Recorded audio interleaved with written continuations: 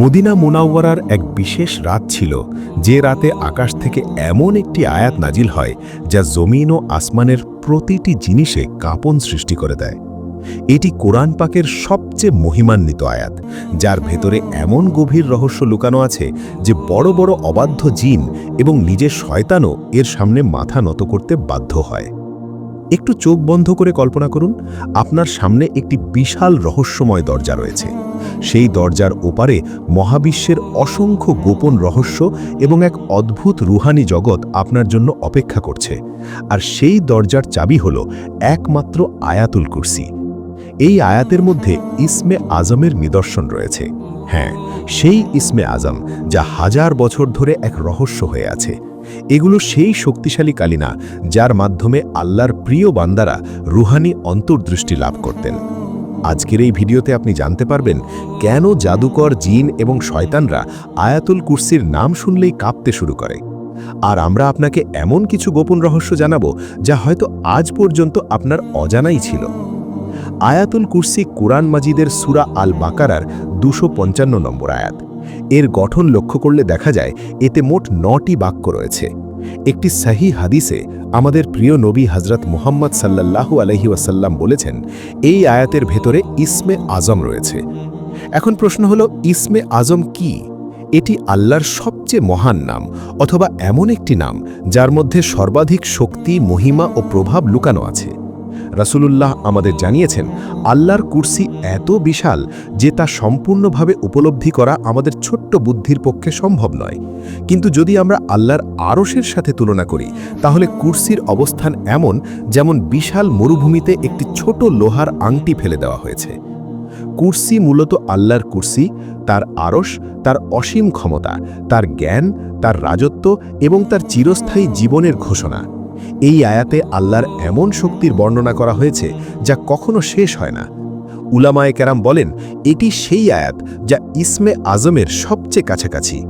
একটু চিন্তা করুন, যদি আল্লাহ আমাদের চোখ থেকে গায়েবের পর্দা সরিয়ে দেন আর আমরা দেখতে পাই যখন কোনো মুমিন আয়াতুল কুরসি তিলাওয়াত করে, তখন রুহানি জগতে কি ভয়ঙ্কর পরিবর্তন ঘটে, তাহলে হয়তো আমাদের হৃদয় সেই দৃশ্য সহ্যই করতে পারবে না। নবী করিম আল্লাল্লাহু আলাইহি ওয়াসাল্লাম থেকে বর্ণিত অনেক হাদিস প্রমাণ করে যে আয়াতুল কুরসি অন্যান্য সব আয়াতের চেয়ে আলাদা মর্যাদা রাখে। হযরত আবু হুরায়রা রাদিয়াল্লাহু আনহুর একটি বিখ্যাত ঘটনা আছে। তিনি বলেন, রাসূলুল্লাহ আমাকে রমজানের যাকাতের মাল পাহারা দেওয়ার দায়িত্ব দেন। এক রাতে আমি পাহারা দিচ্ছিলাম, হঠাৎ দেখি একজন এসে খেজুর চুরি করছে। আমি তাকে ধরে ফেললাম এবং বললাম, আমি তোমাকে রাসূলুল্লাহর কাছে নিয়ে যাব। সে অনুনয় করে বলল, আমি খুব গরিব, আমার পরিবার আছে, আমাকে ছেড়ে দিন। তার প্রতি দয়া করে আমি তাকে ছেড়ে দিলাম। সকালে নবীজি জিজ্ঞাসা করলেন, তোমার বন্দী কি করেছিল? আমি সব বললাম। তিনি বললেন, সে তোমাকে মিথ্যা বলেছে, সে আবার আসবে। দ্বিতীয় রাতেও একই ঘটনা ঘটল। তৃতীয় রাতেও সে এলো। তখন আমি তাকে বললাম, এবার আমি তোমাকে ছাড়ব না। সে বলল, আমাকে ছেড়ে দিন, আমি আপনাকে এমন কিছু শিখাবো যা আপনার উপকারে আসবে। সে বলল, রাতে ঘুমানোর আগে আয়াতুল কুরসি পড়বেন, তাহলে আল্লাহর পক্ষ থেকে একজন ফেরেশতা আপনার হেফাজতের জন্য নিযুক্ত থাকবে এবং সকাল পর্যন্ত কোনো শয়তান আপনার কাছে আসতে পারবে না। পরদিন আমি বিষয়টি নবীজিকে জানালে তিনি বললেন, সে সত্য কথা বলেছে, যদিও সে বড় মিথ্যাবাদী। তারপর তিনি বললেন, তুমি জানো সে কে ছিল? সে ছিল শয়তান। এই ঘটনা আমাদের শেখায়, আয়াতুল কুরসি একটি শক্তিশালী রুহানি নিরাপত্তা দুর্গ। যে ঘরে এটি পড়া হয় সেখানে শয়তান থাকতে পারে না। এখন কুরসির ব্যাপ্তি নিয়ে ভাবুন। এই পুরো মহাবিশ্ব, পৃথিবী, সূর্য, সৌরজগৎ, গ্যালাক্সি, এমনকি 2 ট্রিলিয়নেরও বেশি গ্যালাক্সি, সব কিছু মিলিয়েও আল্লাহর কুরসির তুলনায় একটি ছোট আংটির মতো। আর সেই কুরসিও আল্লাহর আরশের তুলনায় একইভাবে ক্ষুদ্র। উলামায়ে কেরাম বলেন, কুরসি হল বস্তু জগতের শেষ সীমা।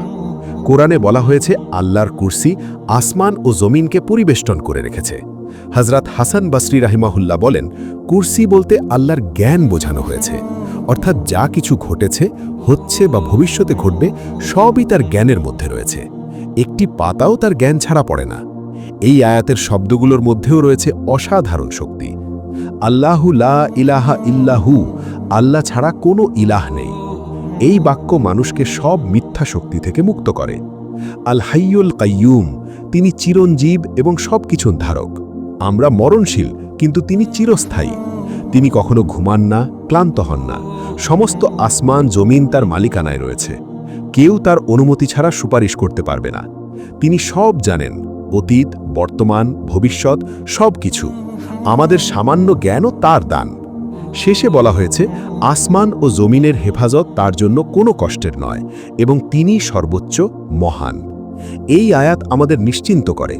যখন আপনি আয়াতুল কুরসি পড়ে নিজের পরিবার, ঘর বা সম্পদের উপর ফু দেন, তখন আপনি আসলে তাদের সেই সত্তার কাছে সমর্পণ করছেন যিনি কখনো ব্যর্থ হন না। শেষে করণীয়, প্রতিটি ফরজ নামাজের পর আয়াতুল কুরসি পড়ুন। নবীজি বলেছেন, এরপর শুধু মৃত্যু আর জান্নাতের মাঝে বাধা থাকবে। ঘর থেকে বের হওয়ার সময় একবার পড়ুন। ফেরেশতারা আপনার হেফাজত করবে এবং আল্লাহ আপনার রিজিকে বরকত দান করবেন।